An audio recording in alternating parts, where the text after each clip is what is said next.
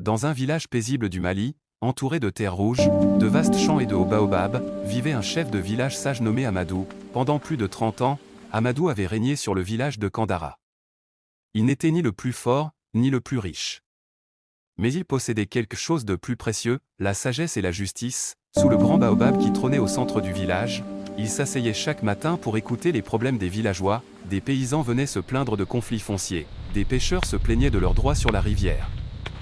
Des familles venaient chercher un terrain pour régler leurs différends, et chaque fois, Amadou écoutait patiemment avant de prendre une décision. Les villageois lui faisaient une confiance absolue, mais son autorité n'était pas du goût de tous. Parmi les jeunes hommes se trouvait Bako, un guerrier grand et ambitieux qui pensait que le village avait besoin d'un chef plus fort. Amadou est vieux, disait Bako à ses amis. Le village a besoin de force, pas de patience.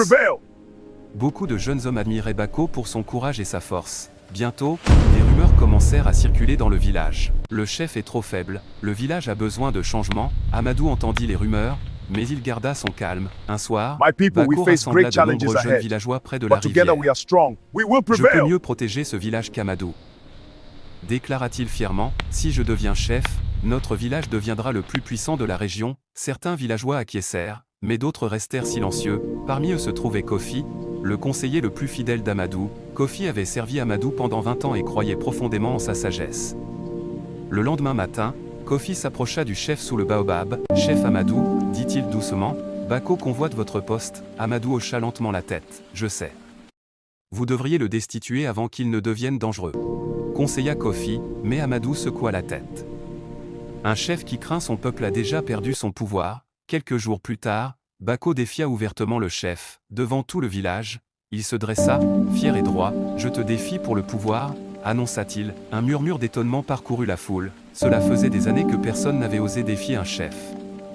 Amadou resta impassible. « Qu'est-ce qui te fait croire que tu devrais diriger ?» demanda-t-il. Bako leva sa lance. « Je suis fort. Je peux protéger le village des ennemis. » Les villageois murmurèrent. Alors Amadou lui posa une question simple. « Si deux frères se disputent une terre, comment décideras-tu qui a raison ?»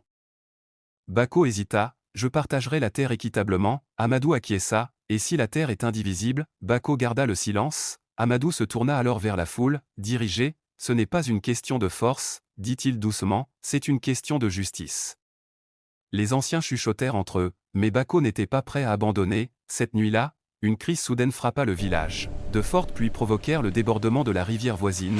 L'eau se précipita vers les champs, menaçant de détruire la récolte. Les villageois paniquèrent. Bako rassembla ses fidèles. « Nous devons construire un mur immédiatement, » cria-t-il. Les jeunes hommes coururent ramasser des pierres.